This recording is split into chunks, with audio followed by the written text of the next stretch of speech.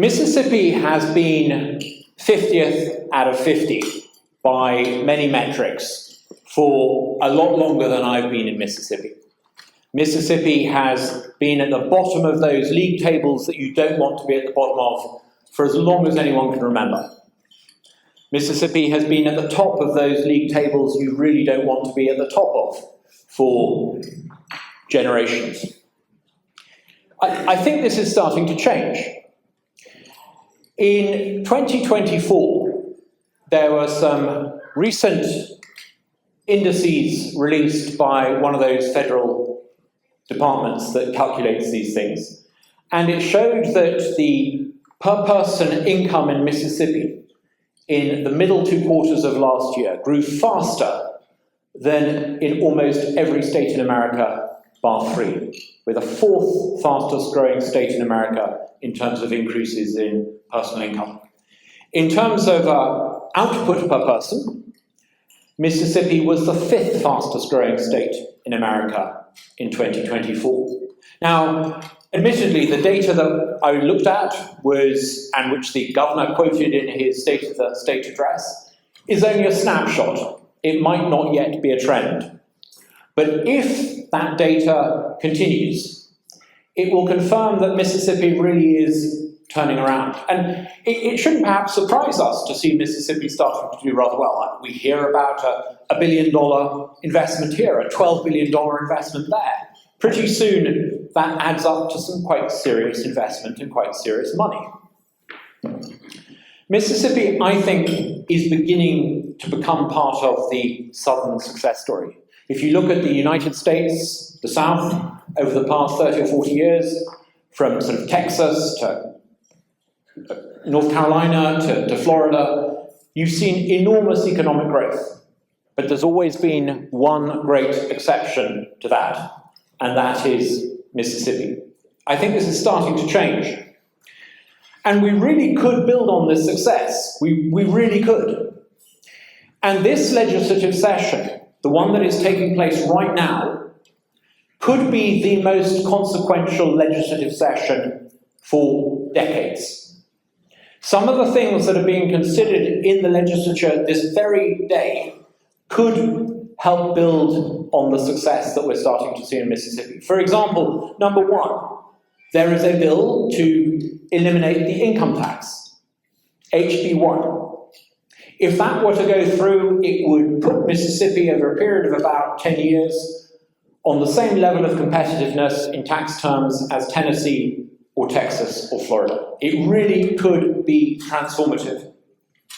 There is a bill, HB 922, that promises to eliminate the red tape that hinders the healthcare economy. Now, we all know people argue about Medicaid expansion, and I don't want to get into that. There are good people on both sides of that argument. But I think we can all agree that healthcare in Mississippi is not as good as it should be and it needs to be. And I don't think it's a lack of federal dollars that explains the problem in Mississippi's healthcare. It is the intentionally restrictive certificate of need rules that prevent healthcare providers expanding.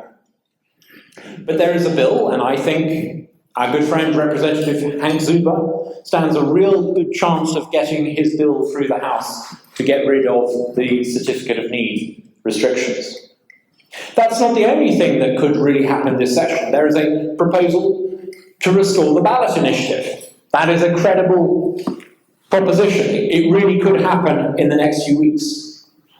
There is a serious attempt being made to root out the divisive racial ideology of DEI, to make true Martin Luther King's idea that people should be judged on the content of their character rather than the colour of their skin. There's a real chance for Mississippi to actually pass some meaningful legislation to address that.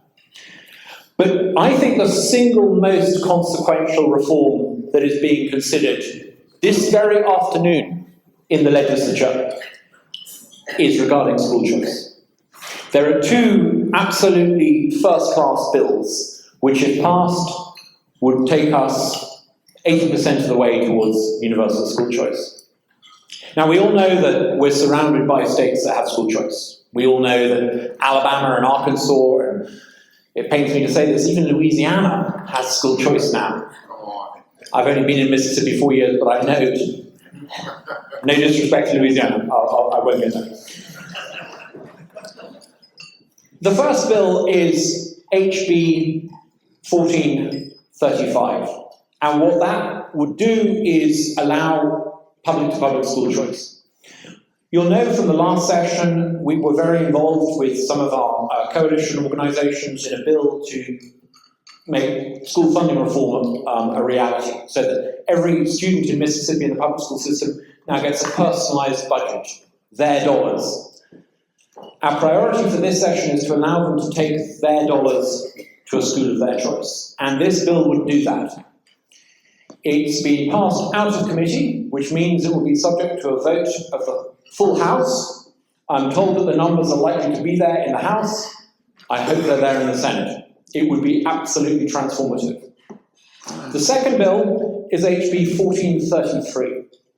That would allow public to private school choice. In other words, you could take a portion of your tax dollars. It costs roughly $14,500 to educate a student in Mississippi in the public school system at the moment. It would allow you to take about $7,000 of that $14,000 to a private school of your choice if, and I'm ashamed to say it's a caveat, you're in a D or F rated district. But it's a start. If these two bills are passed, it would be absolutely transformative. It would take us we would almost be up there with Arkansas and Sarah Huckabee Sanders, although not quite. This afternoon is a key moment. We'll see by about 3 o'clock this afternoon whether these two bills have passed. I think that's why it's incredibly important that today we have a speaker to talk to us from first principle about why these bills are so important, about why school choice is so important.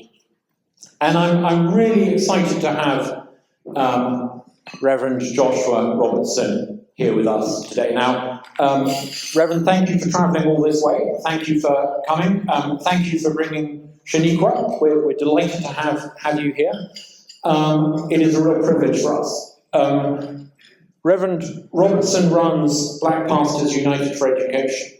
And I think his story and his experience, which has taken him from founding a school out of necessity during COVID, right literally to sitting in the Oval Office talking to Donald Trump about school choice.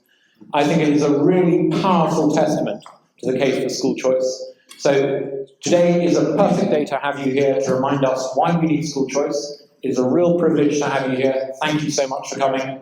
The floor is yours.